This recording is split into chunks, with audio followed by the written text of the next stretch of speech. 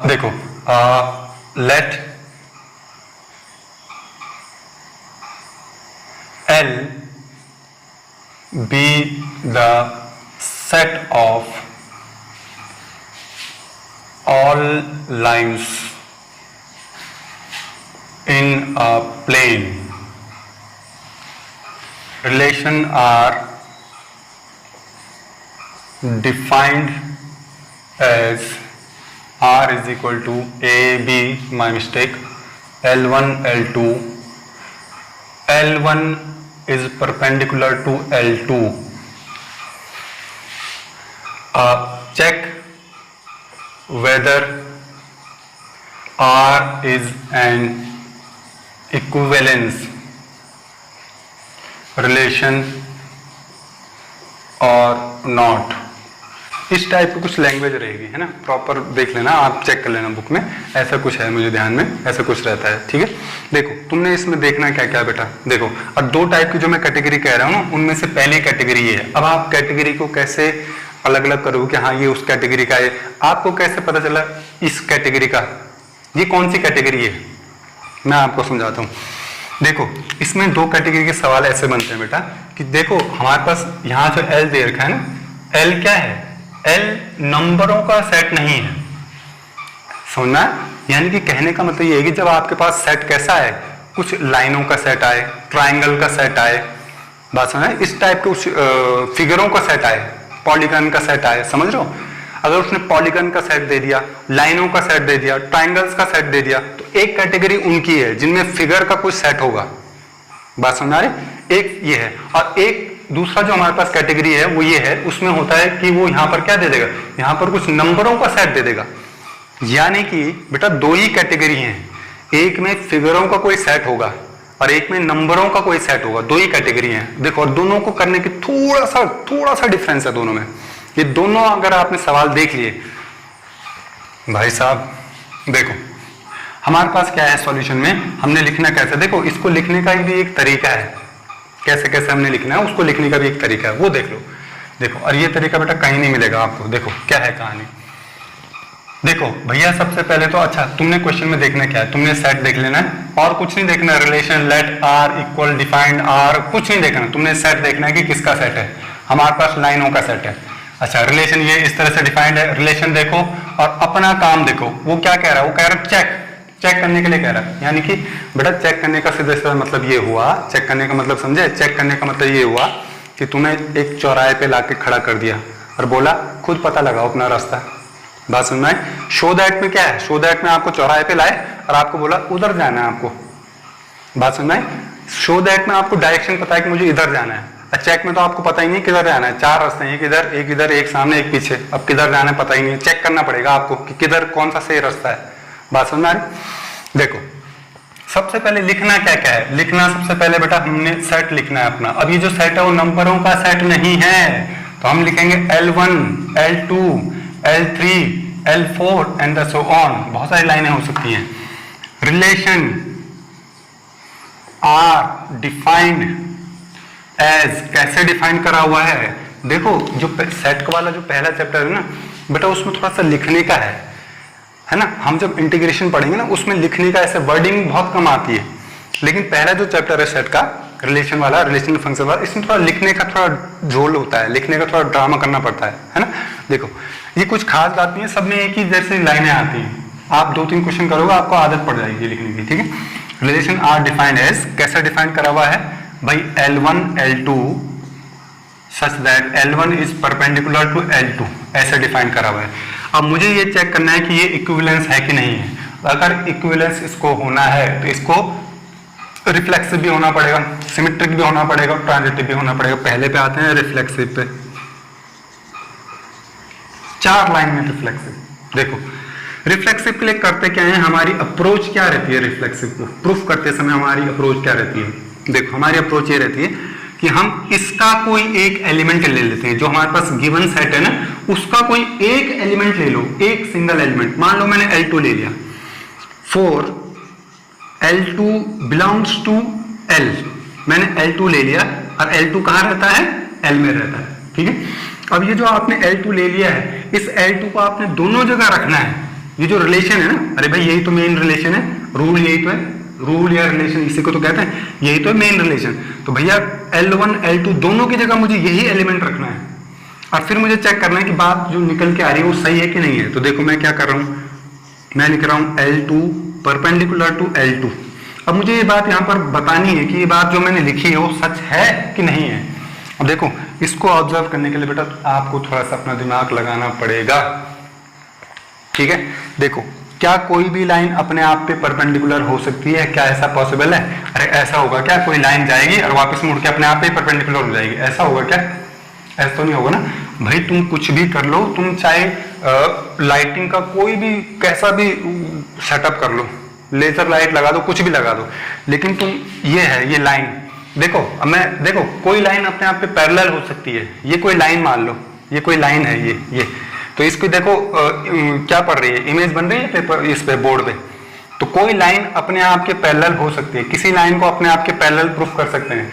लेकिन तुम चाहे कोई भी लाइटिंग लगा दो, कहीं भी लाइटिंग लगा दो, तुम इस पेन की जो इमेज बन रही है ना यहाँ पे, उस इमेज को तुम इस पे परपेंडिकुलर नहीं दिखा सकते। बात समझ में? तो कोई लाइन अपने आप पे परपेंडिकुलर नहीं हो सकती, इम्पॉसिबल बात है, नॉट ट्रू, नॉट ट्रू।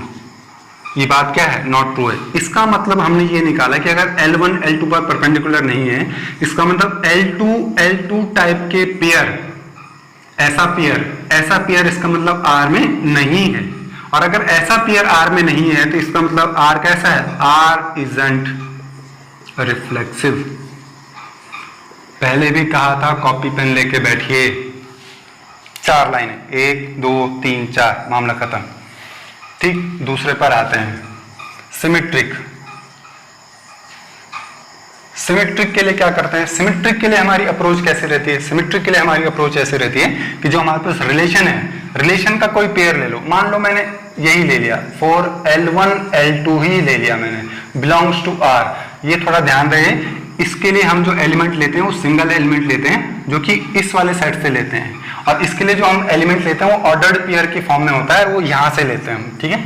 अच्छा ये ले लिया मैंने, इस जो तुमने एलिमेंट लिया है, जो ऑर्डर्ड पेयर लिया है, इसको इसमें रखो। तो भाई L1, अब मैंने वही यहाँ पर भी वही लिया है, यहाँ पर भी वही है, तो यहाँ पर कुछ और ले लो, L3 L4 ले लो थोड़ी देर के लिए, ठीक है। L3 L4 को रखो यहाँ पर, यानी कि L3 L4 पर ये वाला रूल अप्लाई कर दो। भाई ये वाला रूल क्या कहता है? ये रूल कहता है कि जो पहली लाइन है वो दूसरी लाइन पर क्या होगी? परपेंडिकुलर होगी, है ना। तो इस पर ये रूल अप्लाई कर दो। तो भाई अप्लाई करोगे तो L3 परपेंडिकुलर L4, भाई कोई दो अलग अलग लाइनें हैं वो अपने आप पे परपेंडिकुलर हो सकती हैं। कोई ये लाइन है और ये L3 है, L4 है, आपस में परपेंडिकुलर हो सकती हूँ। अब हमने समझना ये है कि ये बात तो ठीक है, चलो ये तो हो सकता है। इस बात को जरा रिवर्स करके देखो, भाई L3 L4 पर परपेंडिकुलर है, इस बात को उल्टा करके अगर देखें तो L4 परपेंडिकुलर टू L3, क्या ये बात भी सही है? क्या इन दोनों बातों का मतलब अलग अलग तो नहीं आ रहा है? बात समझ में आ रही? देखो मैं यहाँ पे क्या कह रहा हूं, मैं कह रहा हूं कि L3 पर L4 परपेंडिकुलर है, L3 पर L4 परपेंडिकुलर है। मैं इस बात को ऐसे भी तो कह सकता हूं कि L4 पर L3 परपेंडिकुलर है। क्या जब मैं इस बात को उल्टा करके बोल रहा हूं तो क्या मतलब बदल जा रहे हैं? नहीं बदल रहे मतलब। अरे भाई L3 पर L4 परपेंडिकुलर है या L4 पर L3 परपेंडिकुलर है, एक ही तो बात हुई। इस पेन पर, इस वाले पेन पर, इस वाले, चलो थोड़ा अलग कलर का ले लेते हैं, ब्लू वाले पेन पर रेड वाला पेन परपेंडिकुलर है, या मैं ऐसा कहूं कि रेड वाले पर ब्लू वाला परपेंडिकुलर है, एक ही तो बात है, अलग अलग बातें थोड़ी हैं। यानी कि इनको उल्टा करने से हमारा सेंस नहीं बदला, इसका मतलब बात क्या है? ट्रू है। और इसका मतलब अगर बात ट्रू है तो L4 L3 टाइप के जो पेयर हैं वो पेयर R में हैं, और इसका मतलब R कैसा है? R is symmetric. बात समझ आई? वैसे हमें अगला चेक करने की जरूरत ही नहीं थी, है ना। हमें अगला चेक करने की जरूरत ही नहीं है। जब यहीं पर ही वो रिफ्लेक्सिव नहीं आ रहा, रिफ्लेक्सिव जो यहीं पे नहीं आ रहा, तो हमें हमारे दिमाग में बात क्लियर हो गई होगी कि भैया वो इक्विवेलेंस नहीं है। लेकिन फिर भी चलो चेक कर लो, हम चेक कर ले रहे हैं आगे, ठीक है। अच्छा ये दो बातें हो गई। अब आते हैं भाई ट्रांजिटिव पे। देखो ट्रांजिटिव पे कैसे करना है हमने, ट्रांजिटिव पे हमारी अप्रोच कैसे रहेगी। देखो तीसरा वाला ट्रांजिटिव,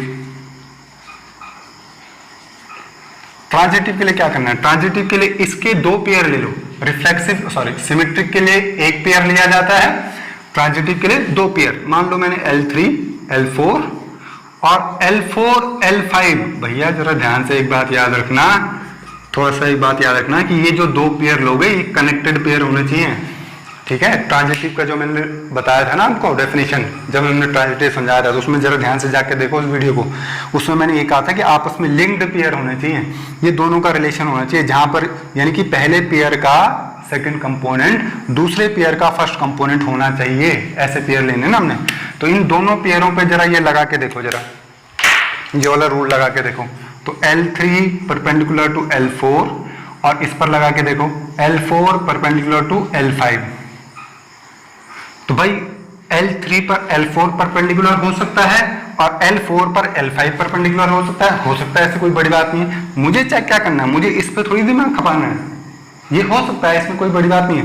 मुझे तो ये देखना है कि क्या L3 और L5 आपस में कनेक्टेड है, जैसे ये दोनों आपस में कनेक्टेड हैं, जैसे ये दोनों आपस में कनेक्टेड हैं, वैसे क्या ये दोनों भी आपस में कनेक्टेड हो सकते हैं। तो देखो जरा ध्यान से, L3 परपेंडिकुलर टू L5, भैया देखो फिगर वाले केस में, लाइनों वाले केस में आपको थोड़ा ध्यान से देखना पड़ेगा। देखो तुम क्या कह रहे हो, तुम कह रहे हो कि L3, ये L3 है मान लो, L3 पर परपेंडिकुलर है L4, ये L4 है, L4 पर कौन परपेंडिकुलर है, L5। अब देखो मैंने ये बना दी यहाँ पर L5, ये है L5, L4 पर कौन परपेंडिकुलर है, L5 परपेंडिकुलर है। अब जरा ध्यान से देखो L3 और L5 भी आपस में परपेंडिकुलर हैं क्या, ये रहा L3 और ये रहा L5, तो वो आपस में परपेंडिकुलर कहाँ है, यानी कि ये बात क्या है, नॉट ट्रू है, ठीक है। इसका मतलब ये हो गया कि L3 और L5 टाइप के जो पेयर हैं ऐसे पेयर R में नहीं है। इसका मतलब R कैसा है, R इजंट ट्रांजिटिव। बात समझ आई, ऐसे ऐसे चेक करना बेटा इनको, ऐसे है हमारी अप्रोच इनको चेक करने की, ठीक है, ये बात समझ में आ गई। अब मैं आपके सामने एक डिजिट वाला लेता हूं और फिर आज का वीडियो खत्म करते हैं, फिर मुझे थोड़ा ट्विटर पे जाना है और आइडिया वालों को, सर्विस सेंटर वालों को थोड़ा कुछ सुनाऊंगा, जब सुनाऊंगा तब ये चलेगा, तभी तो अपलोड होगा, ठीक है। तो जरा थोड़ा सा ध्यान से रखिए। अगला क्वेश्चन हमारे पास क्या है, मैं कोई डिजिट वाला क्वेश्चन ले रहा हूं, देखिए। तो भैया देखो ये है हमारे पास एक क्वेश्चन। अब देखो ये सेकंड कैटेगरी है बेटा, इस वाले में हमारे पास, मैं क्यों इसको सेकंड कैटेगरी कह रहा हूँ मैंने आपको पहले ही बता दिया है। इस भाई पिछले वाले क्वेश्चन में हमारे पास सेट कैसा था, नंबरों का सेट नहीं था, फिगर्स का कोई सेट था, फिगर का सेट यानी कि लाइनों का सेट, ट्राइंगल का सेट, पॉलीगन का सेट, समझ रहे हो। ऐसे फिगर का सेट को एक क्वेश्चन उनका होता है, एक टाइप उनका होता है, एक टाइप उनका होता है जिनका क्या है, देखो show that the relation R on the set Z, ये नंबरों के सेट पे है, ठीक है। तो इसमें हमारी अप्रोच कैसे कैसे रहेगी, देखो सबसे पहले z इज इक्वल टू हमारे पास 0 plus minus 1 plus minus 2 plus minus 3 and the so on, ठीक। रिलेशन आर डिफाइंड एज, कैसे डिफाइंड कर रखा है, r is equal to a b 2 divides a minus b. Mathematics में जब भी ऐसे डिवाइड की बात करता है ना तो उसका मतलब होता है क्लियर डिविजिबल, है ना। देखो अब जरा ध्यान से देखो पहला केस, अच्छा ये थोड़ा अच्छा सवाल है क्योंकि शो दैट है, यानी कि तुम चौराहे पे खड़े हो और तुमसे कह दिया गया है कि भैया उधर जाना है सामने, है ना, तो तुम्हें पता है क्या करना है। अच्छा शो दैट है तो तुम्हारे दिमाग में एक बात ऑटोमेटिकली आ गई होगी कि शो दैट है, इसका मतलब पक्की बात है कि ये रिलेशन कैसा होगा, रिफ्लेक्सिव भी होगा, सिमेट्रिक भी होगा और ट्रांजिटिव भी होगा, तीनों चीज होगा। बात समझ में आ गई। अच्छा तो भैया जरा ध्यान से देखो, फिर भी देखो दिखाना तो है ना, लेकिन हमें पता है वो होगा, लेकिन हम यहाँ पे लिख तो नहीं सकते ना कि हाँ होगा ही, ये मान लो, हमें दिखाना तो है। तो रिफ्लेक्सिव के लिए जैसे हमारी अप्रोच रहती है, भैया यहाँ का कोई एलिमेंट ले लो, कोई भी एलिमेंट ले लो, कोई भी, मान लो मैंने 3 ले लिया, 4 3 बिलोंग्स टू जेड। देखो ये जो चेक करने वाला मामला है ना, ये वाला जो चेक करने वाला मामला, ये बेटा एक ऐसा है, देखो जैसे मान लो चावल बने हुए हैं, तुम्हारे पतीले में चावल बने हुए, और किसी ने तुमसे कहा कि बेटा चेक करना जरा कि चावल बने हुए हैं कि नहीं बने हुए, तो तुम क्या करोगे, सारे खा लोगे क्या, ऐसे थोड़ी चेक करते हैं भाई। चावल अगर आपको चेक करने हैं कि बने कि नहीं बने, तो निकालो कड़छी पे और एक दाना ऐसे मसल के देखो, अगर वो पक गया तो इसमें सारे पक गए हैं। तो वैसी कुछ अप्रोच रहती है, एक जना लेते हैं हम, सारे के सारे एलिमेंट को थोड़ी चेक करेंगे हम, समझ आ रही बात। देखो फॉर 3 बिलोंग्स टू, यानी मैं 3 के लिए चेक कर रहा हूँ, 3 जो कि जेड में रहता है, ठीक है। अच्छा क्या करना है उसके बाद, भैया जो तुमने 3 लिया है ना उसको ए और बी, देखो ए और बी दोनों जगह, इस जगह भी और इस जगह भी, दोनों जगह मुझे 3 रखना पड़ेगा। देखो 3 माइनस 3 क्या आया, 3 माइनस 3 करके, और जो 3 माइनस 3 करके आएगा क्या वो 2 से डिविजिबल होगा?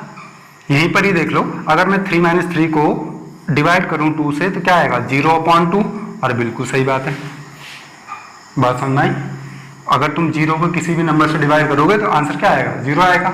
इसका मतलब ये है कि हमने ये मतलब निकाला कि बात तो ट्रू आ रही है, यानी कि 3 माइनस 3 2 से डिविजिबल है, 3 माइनस 3 2 से डिविजिबल है, मतलब यहाँ पर कोई वैलिड चीज आ रही है ना, नॉट डिफाइन तो नहीं जा रहा है, वैलिड चीज आ रही है तुम्हारे पास। इसका मतलब ये हुआ कि 3,3 बिलोंग करता है आर में, और इसका मतलब ये हुआ कि आर इज रिफ्लेक्सिव,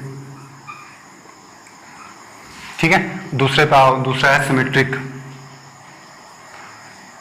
सिमेट्रिक पे क्या करते हैं भैया, सिमेट्रिक पे इसका ऐसा, अब देखो जो पहली कैटेगरी है उसमें जब आप सिमेट्रिक चूज करते हो तो वहां आपको कुछ नहीं सोचना, बस आपने कोई भी एलिमेंट ले लेना है। जैसे हमने, तुम्हें याद होगा L3 L4 लिया था हमने, सुना। यहां पर ऐसा नहीं है बेटा, यहाँ पे जब आप पेयर लोगे ना तो आपको सोच समझ के वो पेयर लेना पड़ेगा। देखो 4, अब मुझे यहाँ का R का ये जो रिलेशन है इसका कोई ऐसा पेयर लेना पड़ेगा शुरुआत में जो इस लॉ को फुलफिल करता हो, जो इस बात को सही साबित कर दे। यानी कि ए बी, मान लो मैंने 2,4 ले लिया, 2,4 बिलोंग्स टू आर। अब देखो जानबूझ के मैंने 2 4 लिया है क्योंकि 2 4 को माइनस करके जो चीज आएगी वो 2 से डिविजिबल होगी। यानी कि शुरुआत में आपको एक ऐसा पेयर लेना है जो इस बात को सच बनाता हो, बात समझ, इस रूल को फॉलो करता हो। तो देखो ऐसे ले लिया मैंने 2 माइनस 4/2 इज इक्वल टू -2/2, यानी कि डिविजिबल है, विच इज, यहाँ पे लिख दो विच इज डिविजिबल। मैंने पहले कहा था यहाँ डिविजिबल का मतलब क्लियर डिविजिबल होना है, ठीक है। अच्छा डिविजिबल है, अब ये बात तो डिविजिबल होनी थी क्योंकि इसमें नई बात क्या थी भाई, वो तो तुमने फिक्स करा था ऐसे ही, बात सुनना है। सिमेट्रिक के लिए ये थोड़ी चेक करते हैं हम, सिमेट्रिक के लिए तो ये चेक करते हैं कि इसका उल्टा भी होगा कि नहीं होगा। इसका उल्टा चेक करो, 4 माइनस 2/2 तो ये आएगा 2/2 भाई, which is also divisible by 2, क्योंकि जब हमने 2 4 पे लगाया तो वो भी 2 से डिविजिबल आ रहा, 4 2 पे लगाया वो भी 2 से डिविजिबल आ रहा। बात समझ। इसका मतलब ये हुआ कि 4,2 टाइप के जो पेयर हैं ऐसे पेयर भी आर में हैं, इंप्लाइज दैट लगाते रहना, ठीक है। इसका मतलब ये हो गया कि आर इज सिमेट्रिक, ठीक, ये होगी बात क्लियर। अच्छा अब आते हैं भाई ट्रांजिटिव पे। देखो कॉपी पेन लेके बैठो, उतारते रहो, ठीक है, नोट बनाओ बेटा, नोट ही सब कुछ है, असली यार नोट है, नोट्स ही असली यार हैं, ठीक है। पढ़ाई के मामले में असली दोस्ती नोटों से करो। देखो नोट्स बनाओ। अच्छा ट्रांजिटिव में क्या करते हैं, ट्रांजिटिव में जैसे हमारी अप्रोच थी, लेकिन डिजिट वाले केस में हमारी अप्रोच थोड़ा सा और ज्यादा वैसे हो जाती है। देखो ट्रांजिटिव वाले केस में एक पहली बात तो, पहले मुझे क्या ध्यान रखना है, पहली बात तो मुझे ऐसे 2 पेयर लेने हैं जो आपस में कनेक्टेड हों। अब क्योंकि ये डिजिट वाला मामला है तो ये दोनों के दोनों पेयर इस रूल को फॉलो करने वाले होने चाहिए, यानी मुझे 2 ध्यान रखने हैं। एक तो इनका ध्यान रखना है कि कनेक्टेड पेयर हों, दूसरा ये जो दोनों के दोनों पेयर हैं, दूसरा ध्यान क्या रखना है मुझे कि ये दोनों के दोनों पेयर इस रूल को फॉलो करने वाले होने चाहिए, बात समझ। अच्छा अब जरा ध्यान से देखो, मान लो मैंने 2 4 ले लिया जो कि मैंने सिमेट्रिक में भी लिया था, और एक मैंने लिया 4 और 6 ले लिया, ठीक है। अब जरा ध्यान से देखो 4 बिलोंग्स टू आर, यानी कि ऐसे 2 पेयरों के लिए मैं चेक कर रहा हूं, तो 2 minus 4/2 is equal to -2/2 which is divisible, और 4 6 पे लगाएं 4 माइनस 6/2 यानी कि -2/2, तो बोथ आर डिविजिबल, ठीक है, हो गया। अब जरा एक बात पे ध्यान दो कि 2 6 पे लगा के देखो, 2 माइनस 6/2 यानी कि -4/2 विच इज ऑल्सो डिविजिबल, समझना ही बात, यानी कि इनके किनारे वालों से जो पेयर बन रहा है वो भी डिविजिबल है। इसका मतलब ये हो गया, इंप्लाइज दैट लगाते रहना और एक लाइन में लगाना, ठीक है। अच्छा, इसका मतलब ये हो गया 2 6 टाइप के जो पेयर हैं, ऐसे पेयर भी आर में हैं। बात सुनना है, क्योंकि बात ट्रू आ रही है। देयरफॉर आर इज ट्रांजिटिव, और क्योंकि आर सिमेट्रिक भी है, रिफ्लेक्सिव भी है, ट्रांजिटिव भी है, therefore R is an equivalence relation. आई बात समझ में? इक्विवेलेंस रिलेशन हो गया। तो कल मिलते हैं।